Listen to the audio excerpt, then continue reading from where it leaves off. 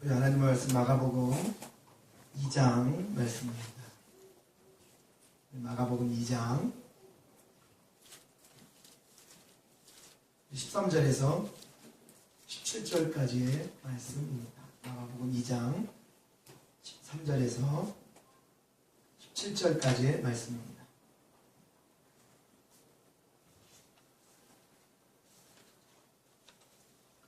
제가 받들어 봉독해 드리도록 하겠습니다. 예수께서 다시 바닷가에 나가시매 큰 무리가 나왔거늘 예수께서 그들을 가르치시니라. 또 지나가시다가 알페오의 아들 레위가 세관에 앉아있는 것을 보시고 그에게 이르시되 나를 따르라 하시니 일어나 따르니라. 그의 집에 앉아 잡수실 때에 많은 세리와 죄인들이 예수와 그의 제자들과 함께 앉았으니 이는 그러한 사람들이 많이 있어서 예수를 따르미러라. 바리새인의 서기관들이 예수께 죄인 및 세리들과 함께 잡수시는 것을 보고 그의 제자들에게 이르되 어찌하여 세리 및 죄인들과 함께 먹는가. 예수께서 들으시고 그들에게 이르시되 건강한 자에게는 의사가 쓸데없고 병든 자에게야 쓸데있느니라. 나는 의인을 부르러 온 것이 아니요 죄인을 부르러 왔노라 하시니라. 아멘. 아멘. 오늘도 귀한 말씀 가운데 하나님 주신 크신 은혜와 사랑이 함께하기를 원합니다. 우리 옆에 분과 함께 이렇게 인사하겠습니다. 말씀에 은혜 받는 시간 꼭 되시기를 바랍니다. 인사하겠습니다. 자, 시작이요. 네, 저는 복된 시간 되기를 원합니다. 네, 감사합니다. 자, 오늘 말씀 제목 띄워주십시오. 네, 말씀의 제목은 죄인을 부르러 오신 예수님, 죄인을 부르러 오신 예수님이라는 제목으로 함께 우리가 13절에서 17절 말씀을 통해서 또 한 번 하나님이 우리에게 주신 귀한 말씀을 통하여 그리스도의 참 은혜와 뜻을 깨닫는 복된 시간이 되기를 원합니다. 네. 자, 지난 시간에 우리가 확인해 본 바 예수님께서는 이 땅에 오신 주된 목적과 이유가 바로 이 속죄라는 것을 하실 수 있는 분, 유일하게 만 인류의 모든 죄와 허물을 속죄하실 수 있는 유일한 분이 바로 우리 주 예수 그리스도이시다. 그분 앞에는 해결되지 않는 문제가 없다라는 것이죠. 그분 앞에만 나오면 모든 병과 모든 죄와 모든 인생의 문제들이 해결받지 못하는 문제들이 분명히 없다는 것입니다. 아멘이시죠? 예. 그렇게 말씀드리면 어떤 분들은 아직 해결하지 않은 부분도 있고 아직까지 의문점, 의구심이 드는 분들도 분명히 계시겠지만 믿음을 가지고 살아계신 하나님 앞에 온전히 우리의 마음 심령을 내어 던지는 것은 분명히 우리에게 담겨진 몫입니다. 그렇기 때문에 끝까지 그 주님의 손을 붙잡으십시오. 끝까지 온 인류의 모든 죄악된 그러한 사람들을 책임지시고 감싸 안으시고 그들로 하여금 하나님의 나라를 인도하실 수 있는 유일하신 그 분을 길이라고 진리라고 생명이라고 우리가 고백하는 그 분을 끝까지 우리의 삶의 주인으로 놓고 오늘 말씀을 보아가면서 그런 것입니다. 오늘 말씀도 보면서 여러분들 단순한 사건 같지만 이 말씀의 내용을 통해서 우리가 말씀을 통해 또 이 말씀을 듣고 이 말씀을 들어 그 뜻을 알아 우리가 더 한 발자국 예수를 다가가는 데에 참된 소망이 되어야 하고 걸음이 되어야 합니다. 그러니까 제가 뭐 그렇게 잘났고 제가 뭐 잘한다는 소리는 아니지만 저는 하나 자부하는 게 그겁니다. 마가복음을 여태까지 보면서 그래도 우리 성도님들 마음속에 지금까지 이제 겨우 2장 왔어요. 마가복음 16장 가운데 이제 겨우 2장 이제 초반에 왔는데 그동안 지나면서 과연 우리의 마음속에 무엇이 남았는가를 한번 생각해 봤으면 좋겠습니다. 그러니까 저에게 가장 힘이 되는 것은 그런 말이에요. 어떤 분이 저에게 메신저를 남기셨어요. 목사님과 함께 말씀을 나누면서 뭐 다 띄고 이런 거 차포 다 띄고 그냥 딱 한 가지만 말하면 그래도 그 말씀의 내용의 줄거리와 그 하나님의 뜻을 그래도 내가 기억할 수 있습니다. 그걸 기억하고 그 은혜를 다시 한번 내 삶 속에서 좀 상고해 볼 수 있는 이 다시 한번 되새겨 볼 수 있는 그런 계기와 시간이 됩니다. 생각이 납니다 라고 얘기해 줄 때에 저는 그것 이상으로 감사한 내용이 없을 것 같습니다. 우리 성도님들도 말씀을 보면서 반드시 우리의 말씀의 참된 주인이요, 우리의 삶의 주인이요, 우리의 인생의 전 주인 대신 그 예수 그리스도의 은혜를 올바르게 생각하실 수만 있다면 그럼 예배는 성공한 것이고 말씀은 성공한 것입니다. 절대 말씀드리지만 상황은 그렇게 확 변화되지 않아요. 그렇죠? 우리 교회가 다음 주에 갑자기 100명, 200명 그렇게 변화되진 않아요. 이거는 믿음이 없니 이 문제가 아닙니다. 그렇게 되실 수도 있고 안 될 수도 있지만 그렇다고 우리가 그 가운데에서 좌지우지 우리의 생각과 마음을 휩쓸릴 필요 없어요. 교회만이 아니라 우리의 삶이 그렇다는 겁니다. 어느 한순간 내 삶의 위치가 확 올라가진 않아요. 오히려 그것이 우리의 삶에 방해가 될 수도 있습니다. 하나 차곡차곡 모든 시련과 어려움을 겪고 나서 급기야 나중에 마침내 그 자리에 오른다면 그것만큼 감사와 소망이 어디 있겠습니까? 그렇죠. 막 얻은 거와 내가 삶에 있어서의 최선을 다해 그 삶의 풍족한 고난과 고통을 이기고 난 후에 받는 그 나의 어떠한 대가는요, 비교할 수가 없다는 것이죠. 사랑하는 우리 성도님들은 그래요. 큰 교회 좀 더 이렇게 어떠한 시설이 안락한 그런 곳을 또 택하지 않고 귀한 전을 택하여서 이렇게 신앙생활 이 시작부터 같이 하시는 분들이잖아요. 굉장한 저의 눈으로 바라볼 때에는 굉장한 하나님의 또 다른 은혜와 또한 축복이 있으리라 저는 확신합니다. 그 기쁨이 우리 성도님들과도 함께하리라 확신합니다. 그렇죠. 아이가 갑자기 확 자란 아이를 내가 갖는 게 아니잖아요. 내 자식이 아니잖아요. 처음부터 아기로 시작해서 1살, 2살, 3살 먹어가는 그 아이들을 보면서 어떻습니까? 때로는 힘들죠. 아기 보는 게 얼마나 힘들어요? 아기 아빠들? 얼마나 힘들어요? 미래 아기 아빠들? 얼마나 힘들어요? 근데 그 과정을 거치지 않고 갑자기 뿅 하고 내 아들이 나타난다 그러면 얼마나 징그럽겠습니까? 그러면 장보리가 되는 거죠. 장보리 안 봐요? 네. 장보리가 되는 거예요. 그렇게 되면은 그 삶에 있어서의 그런 차근차근히 쌓아가는 내 삶에 있어서의 그런 많은 삶의 이 더미를 내가 피해가면요, 오류가 생긴다. 그리고 내가 그를 향한 마음이 틀려져요. 사랑하는 우리 성도님들은 무엇보다도 오늘 이 말씀을 차근차근히 이 매주마다 이 마가복음을 이렇게 바라보시면서 여러분 마음속에 예수 그리스도의 그 누구도 지울 수 없는 그냥 그 새김, 그 새김이 완전히 여러분 마음판 속에 새겨지기를 소망합니다. 아멘. 자, 오늘도 그분의 이야기로 가득 차 있어요. 저는 이 말씀을 묵상하고 준비를 하면서 오늘은 또 어떤 예수님이 일과 사건들이 있을까 궁금해져요. 근데 그 내용이 별반 다를 건 없어요. 이곳 가서 말씀 전하고 저곳 가서 말씀 전하고 바닷가 가서 말씀 전하고 산에 가서 말씀 전하는 내용을 보면 그렇게 다른 내용은 없지만 그래도 그 내용을 뽑아서 묵상을 하면은요, 또 다른 은혜가 그 속에서 나오고 그 한 말씀 한 말씀 속에 주님이 우리에게 주시는 그 은혜는요, 말로 다 할 수 없는 것이죠. 그걸 주의 종인 제가 잘 묵상하여서 여러분께 잘 전달을 해드리려고 합니다. 근데 오늘 말씀의 이 주인 되신 예수 그리스도의 큰 뜻은 바로 그겁니다. 죄인을 부르러 오신 우리 예수님, 오늘 말씀을 통해 한번 그 죄인을 부르러 오신 예수님을 이 짧은 시간이지만 한번 느껴보라는 것이죠. 그 주님을 되새겨보라는 것이죠. 그럼 우리 주님은 우리 앞전에 모든 죄를 속량하실 수 있는 분으로 우리가 말씀을 배웠고, 그 속량하실 수 있는 분이 많이 있으면 안 되잖아요. 그분만 있으면 안 되잖아요. 차만 있으면 뭐예요? 에쿠스만 있으면 뭐하냐는 거죠. 운전하는 사람이 있어요. 그러니까 그렇듯 짝이 있듯이 주님이 죄를 속하시는 분이라는 것만 알면 뭐합니까? 그런데 그분이 뭘 어쨌다고요? 그분이 바로 죄인을 부르러 이 땅에 오셨다는 것을 오늘 본문 말씀을 통해서 우리는 확인해 볼 수 있는 겁니다. 자, 그냥 알아요. 이게 아니에요. 그냥 알아요. 예수 내 죄 사하신 분 알아요. 이게 아닙니다. 이렇게 절대 여러분들이 가시면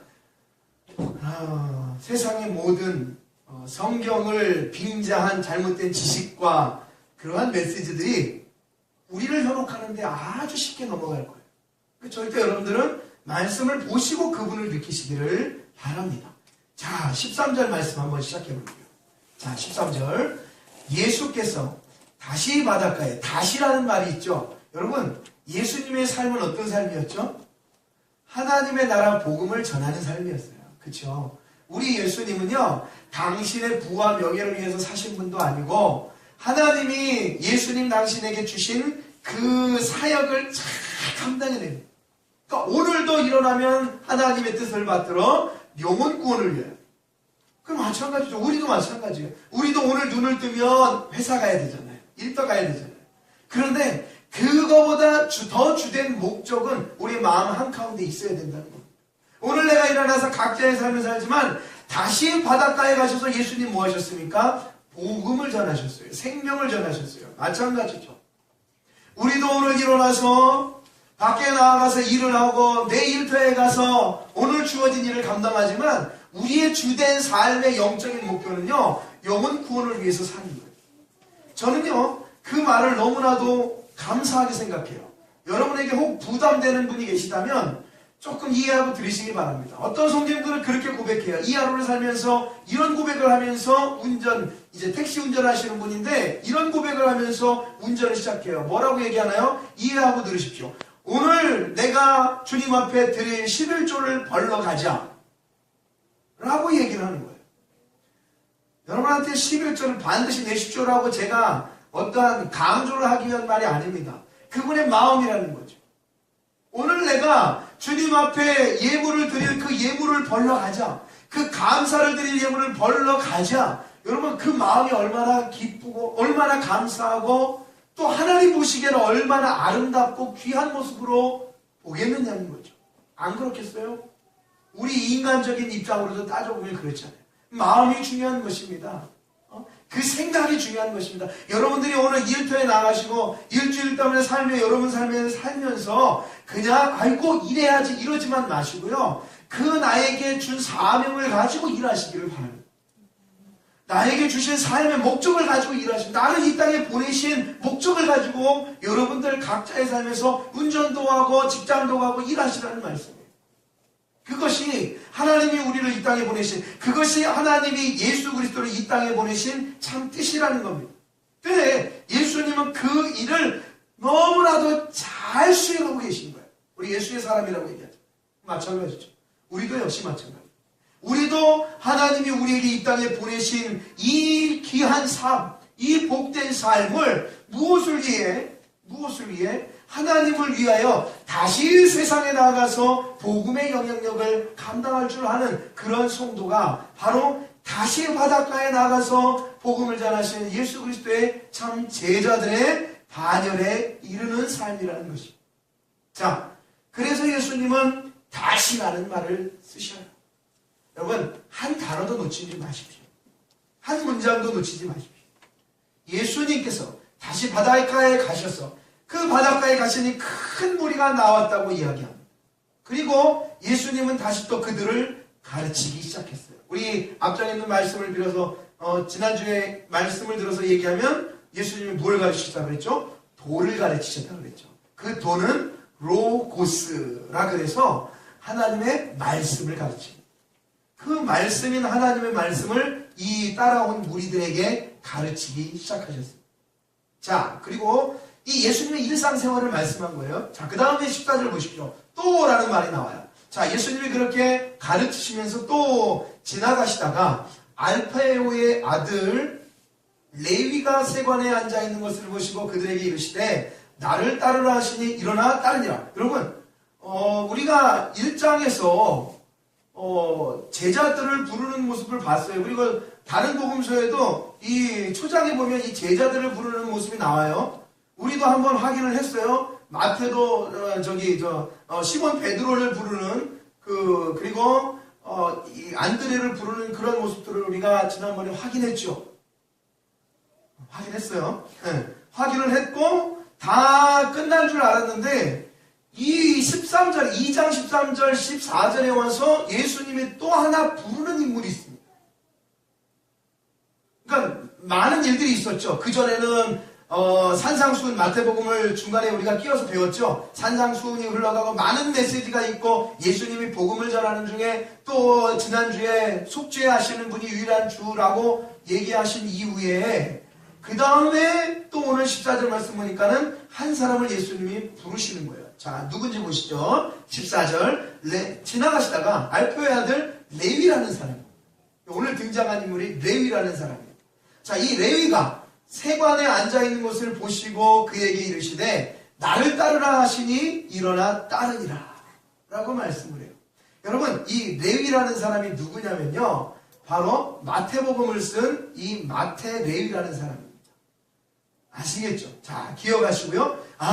이 레위가 이제는 예수님 앞에 부름을 받아 제자가 되고 나중에 가게 되면은 이 성경 맨 앞전에 신약에 나오는 우리 마태복음을 쓰는 원래에 내려오는 이름이 바로 이 레위. 이 사람이 마태복음을 썼구나. 그러니까 초장에 이 세리라고 하는, 이제 나오죠. 세관이라고 나오죠. 레위가 세관에 앉아있는 것을 보시고 해서 우리가 잘 알기로 예수님의 12제자 중에 이 레위, 이 마태를 얘기할 때 앞에 붙는 수식어가 있습니다. 뭐냐? 세리 마태라는 말이에요.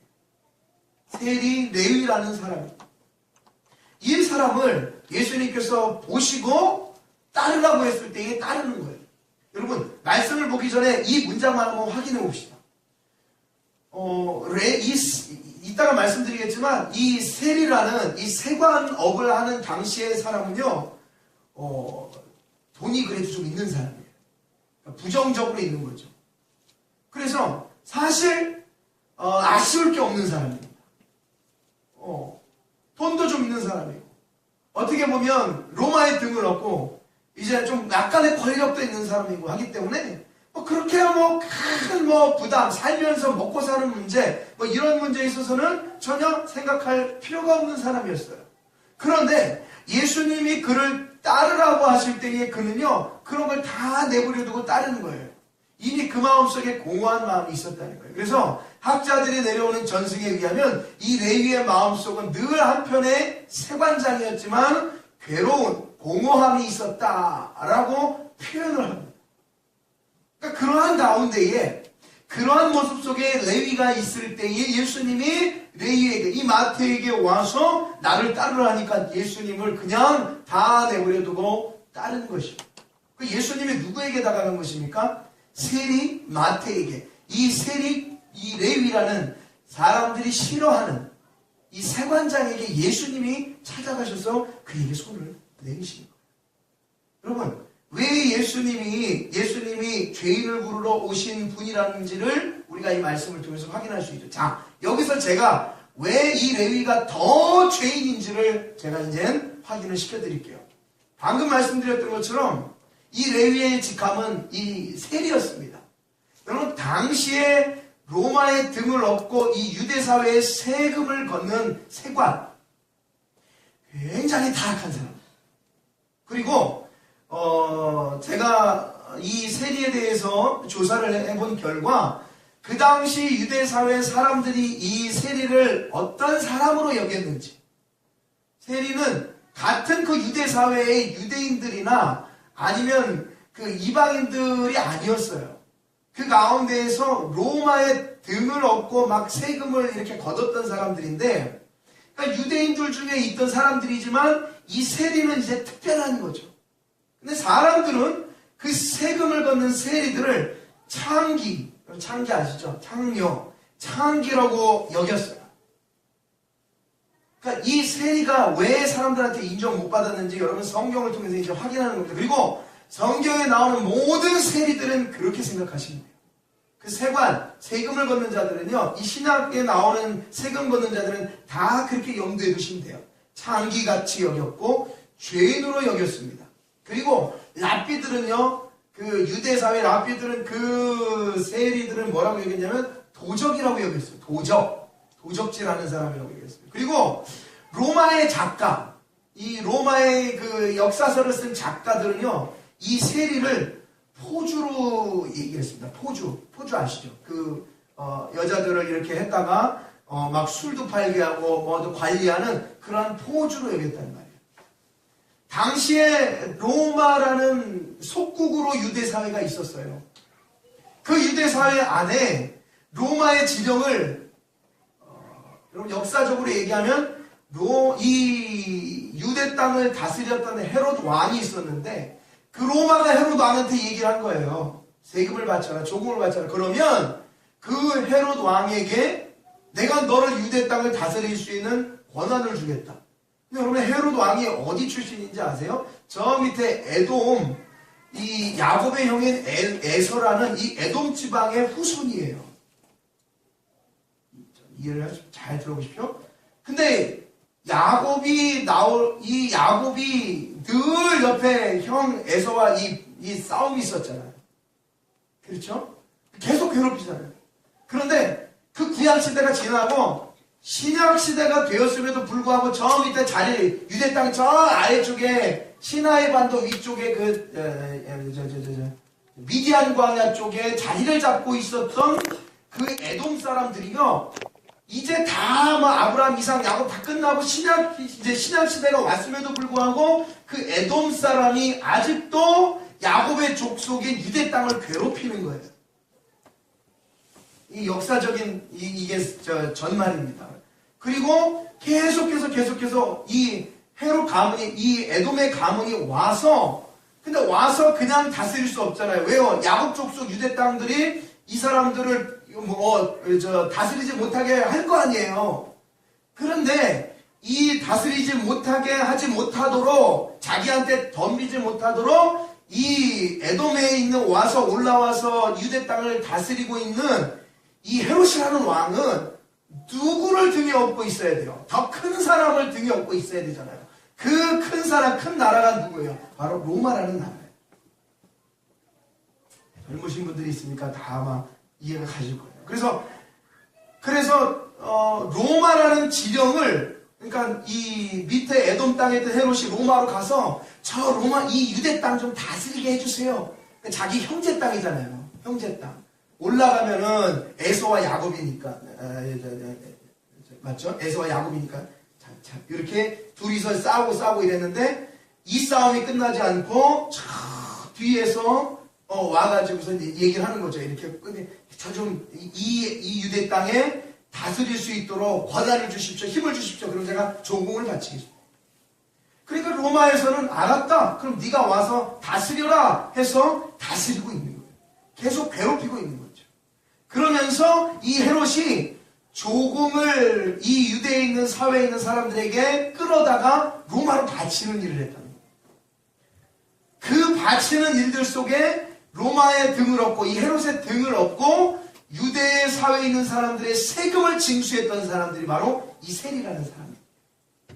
그러니까 여러분, 유대 사람들이 생각했을 때에 이 세리라는 직업을 가진 이 사람들을 뭐라고 여겼겠습니까?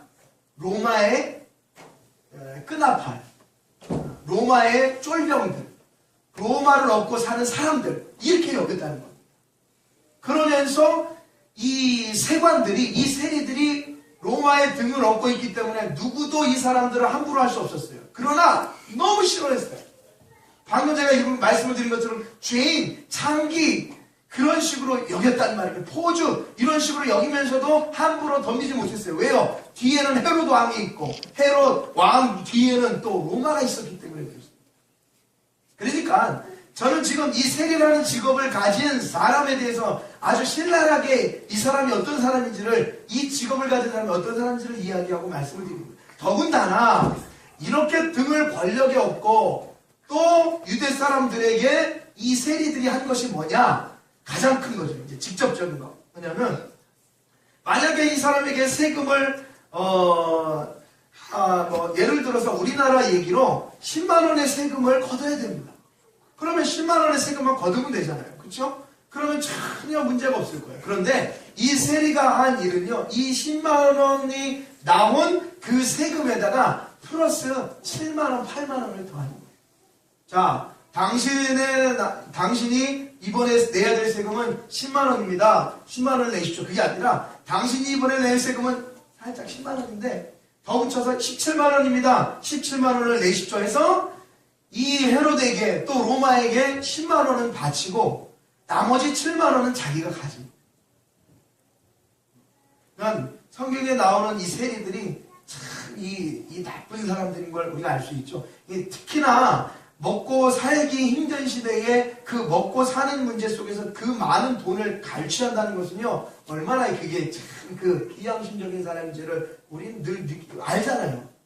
그 많은 돈을요, 갈취해서 자기가 자기 배를 불리게 하고, 그 다음에 나머지 약속된 것을 로마에 갖다 바치니, 그것을 모든 사람들이 다 알고 있던 거예요. 이 관료직이라는 게 참 그래서, 어떻게 보면은, 많은 일을 해야 되지만 또 욕을 먹으면서 사람들한테 대접받지 못하는 것 같아요. 제가 예전에 그 뉴스를 보니까 이런 뉴스가 나오더라고요. 그 인도라는 나라가 굉장히 그렇게 그런 그 세무적인 일을 하는 사람들의 그 위치에 있는 사람들이 그렇게, 그러니까 공무원이죠. 굉장히 타락했다라는 뉴스를 들었어요.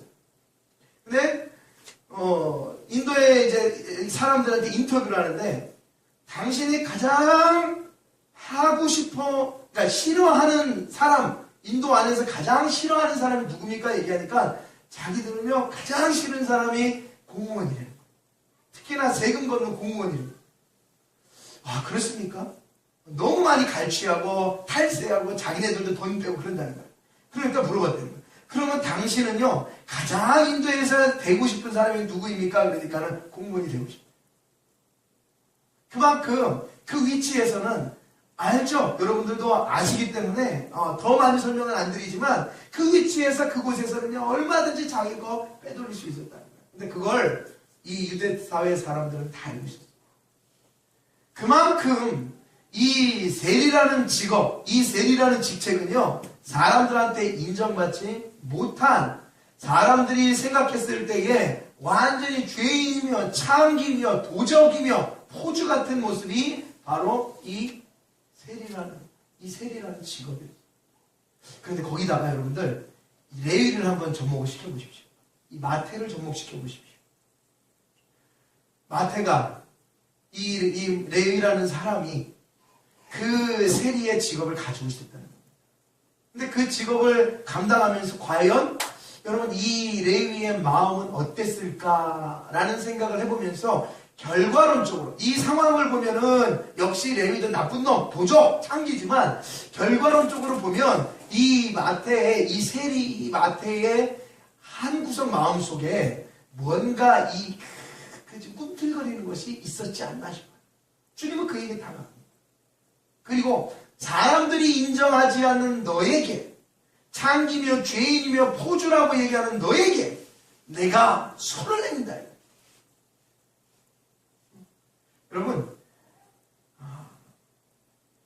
이 레위나 사실 지금 말씀을 보면서 레위라는 이 세관업자나 사실 이 성경이 말하는 건 세관업자나 여러분이나 나나 우리 모두나 똑같다고 얘기하는 거예요.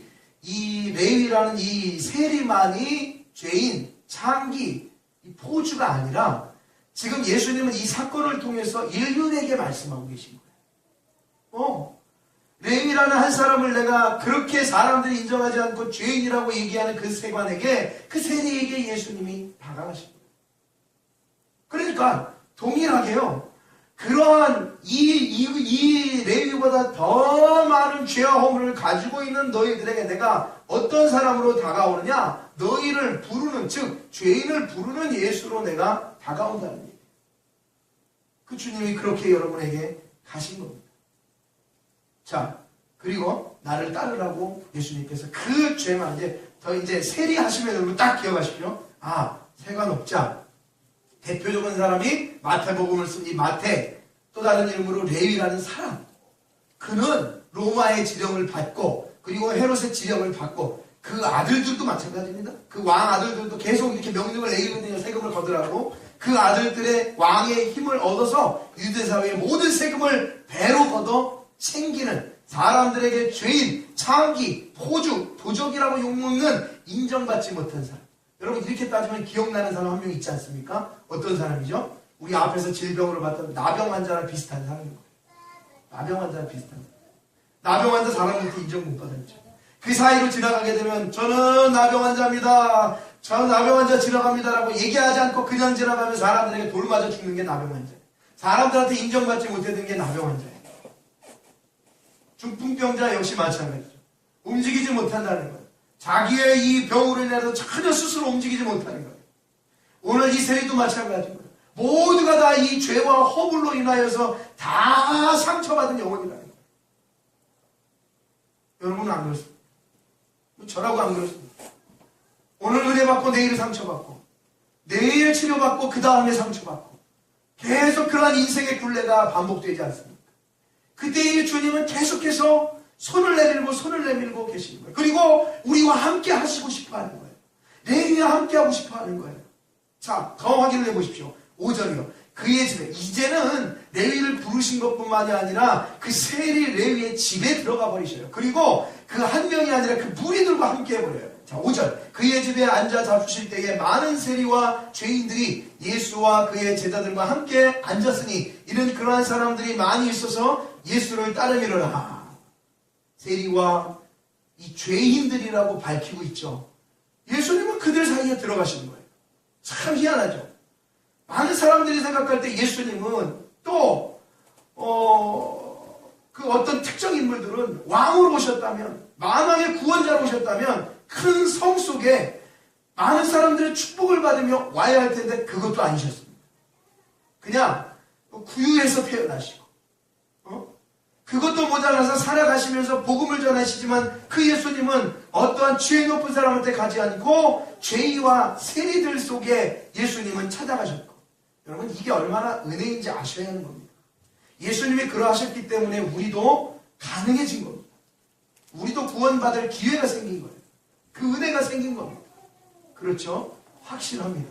그래 그 예수님은 성경 어느 곳에 봐도요 그냥 자기들이 잘났다 하는, 그걸 구약 성경은 뭐라고 얘기하죠? 뭐 시편 잠언에서는 교망은 패망의 선봉이요 넘어짐의 앞잡이니라 라고 얘기하는 거예요. 다 자기가 잘났다, 자기의 능력과 권능과 힘으로 자기가 배운 율법으로 살아가는 그러한 어떠한 자기의 삶으로만 유일하게 살아가는 그러한 능력이 있다고 얘기하는 사람들 속에 예수님은 가지 않으셨어요. 그러면서 얘기하시죠. 자, 16절 보십시오. 또 나오죠. 하여튼 서기관들과 바리새인은 계속 나옵니다. 바리새인, 16절에 바리새인 서기관들이 예수께 죄인 및 세리들과 함께 잡수시는 것을 봤을 때 있느니라. 나는 의인을 부르러 온 것이 아니요 죄인을 부르러 왔노라 하시니라. 여러분 누구나 마찬가지입니다. 나는 뭐고, 너는 위치에 있고, 나는 어떠한 자리에 있고, 여러분 주님은 그런 사람을 부르신 게 아니에요. 어쩌면 여기 이곳에 있는 우리보다 주님이 원하시는 사람은 지금 밖에서 춥고 굶주리고 얽매이고 있는 그러한 죄악 가운데 허덕이고 있는 사람들을 더 원하고 계실지도 모릅니다. 그러니까 우리가 여기서 은혜 받아서 나가야 되는 거죠. 그들에게 다가가야 되는 거겠죠. 우리만 끝나면 절대 주님의 뜻이 아니겠죠. 왜요? 건강한 자는 필요 없다는 얘기입니다. 건강한 자를 여기서 말하는 사람은 누구를 얘기하죠? 율법으로 강직해 있는 사람. 바리새인들과 서기관들을 이야기합니다. 자기는 거룩하다고 얘기해요. 내 위치를 보라 이 얘기예요. 내 자리를 보라 이 얘기예요. 지금 주님은 그런 사람들을 얘기하고 있는 거예요. 나는 이래들 필요 없다 얘기하는 거예요. 내가 정말 필요하고 내가 갈 곳은 병들고 아프고 그리고 죄인이고 이런 사람들이 가는 거예요. 그러니까는 주님이 말씀하시죠. 내가 원하는 심령은 상한 심령이다. 주님이 말씀하는 거예요. 내가 원하는 심령은 교만한 심령도 아니고 자만한 심령도 아니라 그냥 상한 심령, 너희들이 아프고 찢기고 그렇게 세상에서 실패한 모습 그대로 나에게 오는 것, 그것이 내가 정말 원하는 사람이고 나는 그런 사람들에게 다가가서 그들에게 하나님 나라 복음을 증거하고 싶다. 여러분 우리는 늘 언제나 어떤 모습이에요? 이런 모습이에요. 이러한 모습으로 주님께 와야 합니다. 매 주마다 마찬가지입니다. 그래서 이 한 주가 지나면 또 주일날 이제 한 주를 우리는 주일이 첫 시작이잖아요. 이제 또 이 시작할 첫 주를 주님께 나와서 우리의 삶을 위탁하는 거예요. 드리는 거예요. 그걸 모든 행위로 드리는 거예요. 예배로, 물질로, 우리의 찬양으로 모든 헌신을 통해서 주님께 고백하는 거예요. 이거 모르는 사람들은요, 주일날 어떤 것보다 주일을 귀하게 여기지 않아요. 앞으로 여기에 혹 주일날 빼먹고 안 나오실 분이 계시다면 미리 말씀을 드리는 거예요. 여러분들은 그 어떤 것보다 다 모든 걸 내려놓고 그 어떤 귀중한 소중한 것을 내려놓고 주일날에는 주님께로 와야 일주일을 사는 거예요. 이게 영적인 싸움이고 전쟁인 겁니다.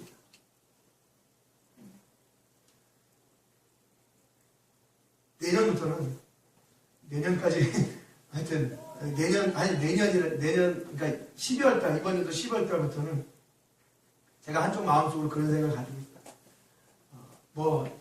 작은 교회가 그렇다, 이런 소리 하지 마시고, 더 최선을 다하는 말씀으로 그런 말을 드리는 거예요. 저는 꼭 그걸 하고 싶었어요. 교회 오는데, 정말, 2주, 3주 이상 안 나오거나, 아무것도 없이, 다른 교회도 가지 않고, 안 나오거나, 5주 이상 30분, 20분 지각하면 우리 교회에서 제적을 시키려고.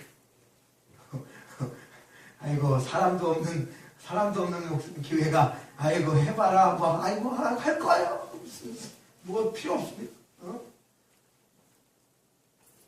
정말 중요한, 뭘 어떻게 이 예배를 여기는지 모르겠다.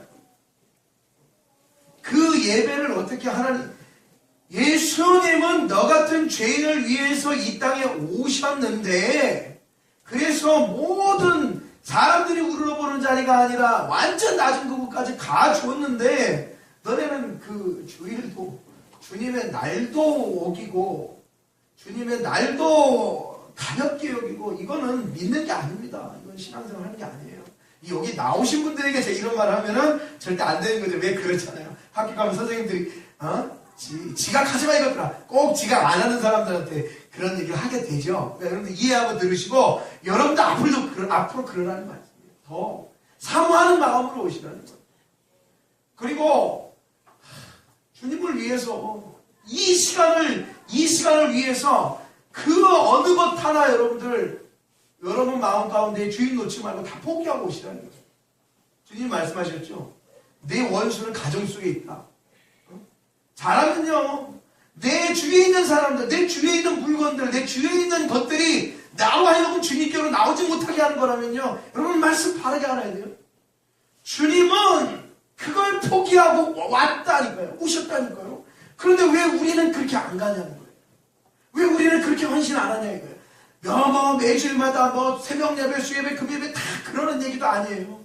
딱 주님 앞에 약속된 거룩한 주일, 우리 인생들이 약속한 시간 있잖아요. 11시, 12시, 2시 있잖아요. 그 시간을 여러분들이 정말 귀히 여겨야 된다는 거예요. 가볍게 여기면 안 된다. 저는 지난 주에 말씀한 것처럼 제발 일찍 좀 오세요. 그 소리 하는 게 아니에요. 오해하지 마세요. 그냥 일찍만 오면 끝난다는 얘기가 아니에요. 우리의 예배의 중요성이 이 작은 교회에 여러분부터 시작하여서 이 예배를 온전히 사모하고 섬겨야만이 그 다음에 교회도 성장이 있고 뭐도 있고 그런 거죠. 무슨 하나도 다 못하면서 누굴 뭘 가르치고 뭘 하고 뭘 하니 이런 건 저와 여러분 모두가 다 각성해야 될 부분 아니겠습니까? 그래서 정말 주님은 그러한 우리에게 다가오셨습니다. 심지어는 주변에 있는 이 사람들, 바리새인들과 서기관들의 욕을 먹어 가면서까지도 그들을 가몰리하고 다가가셨어요. 아주 그냥 그 앞전에도 그렇잖아요. 나병 환자, 중풍병자 이런 사람들을 마다하지 않으셨어요. 여러분 그러한 모습으로, 그러한 마음으로, 이게 뭘 말하죠? 나병 환자가 아이고 고쳐주시려면 고쳐주시고 말라면 마십시오. 여러분 나병 환자 하니까는 기억나시죠? 이제 딱 기억나시죠? 이렇게 지난 시간에 했던 마가복음을 딱 이렇게 여러분들 스토리를 기억하고 계시면 얼마나 이제 커뮤니케이션이 되죠. 나병 환자, 중풍병자 뭐 이런 그리고 그를 데려온 사람들 그냥 고쳐주지 말라 마십시오. 그까지 그냥 대충 살겠습니다. 그게 아니었잖아요. 주님께 고쳐달라고 간구할 때의 그들의 마음은요, 세상 그 무엇도 필요가 없었어요. 그렇죠? 완전히 그것만 고쳐주면 다 할 것 같은 거예요. 뭐든지. 그런 마음이었다. 그런 모습이었다는 거예요. 반대로 주님도 그런 모습으로 오셨다는 거예요. 하나님 맡겨만 주시면 내가 다 해결해버리겠습니다. 저들 내가 다 붙들겠습니다. 저들 내가 죄 속으로 들어가서 저들 구원해내겠습니다. 하나님 맡겨주십시오. 그게 주님의 마음이었어요. 근데 뭐보다 주님을 우리가 사랑하는지, 무엇보다 주님보다 무엇을 우리가 사랑하고 주님보다 무엇을 우리가 귀히 여기는지, 제일 먼저 여러분 우리부터 그 귀하신 주 예수 그리스도를 여러분 마음 심령 가운데에 여러분 성이 거하게 하시기를 소망합니다. 주님 말씀하십니다. 이 말씀이 오늘 우리를 살린 거예요. 건강한 자는 필요 없다. 의원 필요 없지 않냐. 병원 안 가지 않냐 이거죠. 그러니까 여러분들 지금 저 밖에 서 있는 병원도 얼마나 성경적인 거예요. 병이 있으니까는 의사 찾아가잖아요. 저걸 보면서 사람들은 못 느끼는 거예요. 맞아. 영적인 병과 질병도 예수님께 찾아가야 되는데 육적인 병은 고치러 가면서 영적인 병은 에라 모르겠다 하는 거예요. 얼마나 우리가 지금 이 시대에 여러분 그런 얘기만 너무 세상 참 재밌어요. 오늘 아침에 제가 페이스북을 보니까 어린아이에게 스마트폰을 주지 말라는 거예요. 어린아이에게 스마트폰을 보면 전두엽이 어쩌고 저쩌고 돼가지고요. 그게 막 느려져가지고 애들이 좀 이게 상한대요. 그건 너무 세상을 참 많이 얘기하는 것 같아요. 그런 얘기는 많아요. 뭐 하면 건강에 해쳐요. 요즘에 치약에 파라실 어쩌고 그거 하면 와요. 이거에 뭐요. 육적인 건 엄청 얘기해요. 그런데 우리의 영이 상해가는 건 너무나도 어두워지고 있다. 너무나도 다루지 않고 있다. 건강에만 치중하고 있는 거예요. 그런데 우리의 영은 지금 어디를 걷고 있느냐. 주님은 그러한 우리에게 찾아오셨어요. 뭐만 하면 됩니까? 그 주님의 손을 붙잡으십시오. 상황, 모습, 환경 그것들을 보지 마시고 상황, 모습, 환경을 다 뛰어넘고 우리에게 오신 그 주님의 손을 여러분들 간구하십시오. 주님 붙잡으십시오. 그래서 이 땅에서는 여러분들이 이 정도로 이만치 살고 가잖아요. 뭐 여기서 갑자기 뭐 그냥 어디 큰 자리 그냥 이 정도 살고 가는 거 아니에요. 이 땅에서는 이 정도 살고 가지만 예수 잘 믿고 그 예수 그리스도 붙잡고 살다가 가면요 하나님의 나라는 그 수준이 아니잖아요. 이 땅에서의 아무리 돈 있는 사람도 부러워할 그 자리를 여러분들 우리는 가는 거잖아요. 그 나라를 소망하면서 여러분 이 한 주도요 그 예수의 손을 붙잡고 그 예수의 그 귀하신 능력을 붙잡고 오직 여러분들의 힘이 되시는 것은 여러분의 능력이 되는 것은 우리의 어떠한 세상의 물질과 세상에 있는 어떠한 사람들과 명예와 권력과 돈이 아니라 여호와 하나님이심을 여러분들 고백하시기를 소망합니다.